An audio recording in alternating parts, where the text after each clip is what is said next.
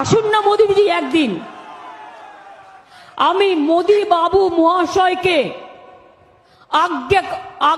আজ্ঞা করে বলছি, প্লিজ দয়া করে আপনি জায়গা ঠিক করুন, আমায় যেখানে যেতে বলবেন আমি যাওয়ার জন্য তৈরি আছি।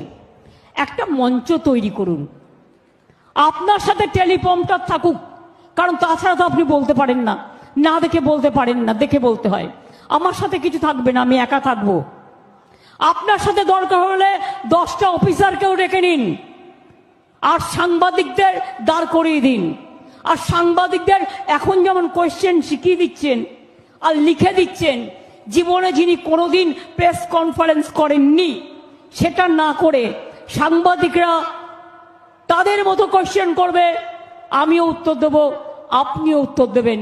কে ঠিক আর কে ভুল সেটা প্রমাণ হয়ে যাবে। রাজি আছেন? আস্তে আস্তে, ওরে অত জায়গা নেই রে বাবা, চাপাচাপি করিস না, আস্তে আস্তে আয়।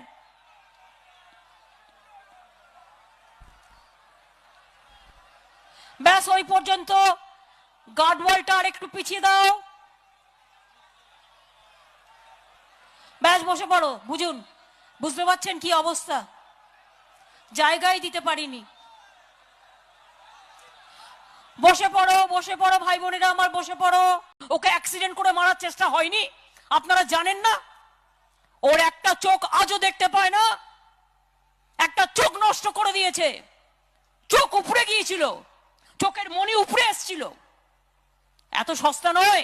আমার ভদ্রতা তোমার দুর্বলতা নয়।